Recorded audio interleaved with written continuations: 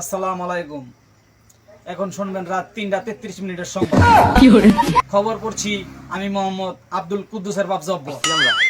খবর প্রচারিত হচ্ছে পাগলের কারখানা হেডকোয়ার্টার থেকে। যদি খবরে আপনারা সরাসরি যুক্ত হতে চান আমাদের চ্যানেলটি সাবস্ক্রাইব করুন। এখন শুনবেন সংবাদ শিরোনাম। কুচ্চা মুরগি বন বিড়াল নিয়ে পালাতক গহিত সমুদ্রের ভিতরে।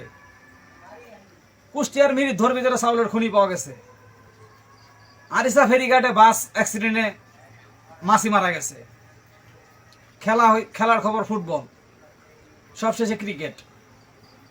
এতক্ষণ সংবাদ শিরোনাম শুনলেন, এবার শুনবেন বিস্তারিত। কুচ্চি মুরগি বন বিড়াল নিয়ে পালাতক গহীন সমুদ্রের ভিতরে সারা রাত দাবড়াদাবড়িয়েছে, কোনো সুসংবাদ পাওয়া নেই। সকালবেলা খবর পাওয়া যায় তিন ফকিরের দরগায়।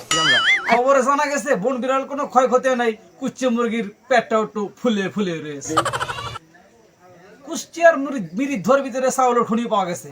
সেখানে 3টা থেকে 3.5টা চাল পাওয়া গেছে, আরো পাবো বলে আশা করা যাচ্ছে। আমাদের কাটাল চৌধুরী জানিয়েছে এই চাউল যদি বর্তমান বাজারে আসে বাংলাদেশের মানুষ সব না খেয়ে মরে। বঙ্গোপসাগরে আগুন লেগে পানি পুরে ছারখার হয়ে গেছে। মাছের কোনো ক্ষয়ক্ষতি নেই, শ্যাওলাগুলা নিরাপদ জায়গায় আছে। আমাদের পাগল কারখানার প্রতিনিধি জানিয়েছে এই আগুন উপকূলের কাছাকাছি গেলে বহুত ঘরবাড়ি পুড়ে যাওয়ার সম্ভাবনা ছিল।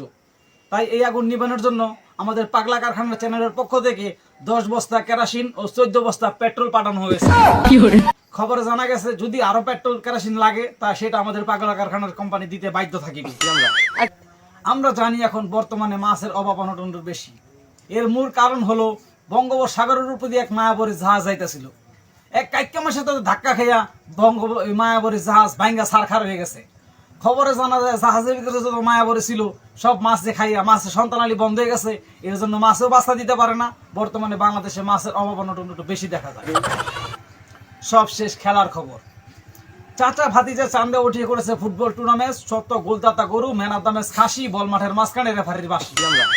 বল মাঠের মাঝখানে রেফারির বাঁশি বলে দিয়েছে, প্রথমে বল পেয়েছে আব্বাসের ব্যাক পাস, বল পেয়েছে নুরু বলে দিয়েছে গুতা, বল পেয়েছে বাজুস তুতা, হেরে দিয়েছে গুতা, ছিঁড়ে গেছে প্যান্টের গুতা। বরাবর 2 উইকেটের পতন, মাঠে নামে রতন। খবর শেষ হলো।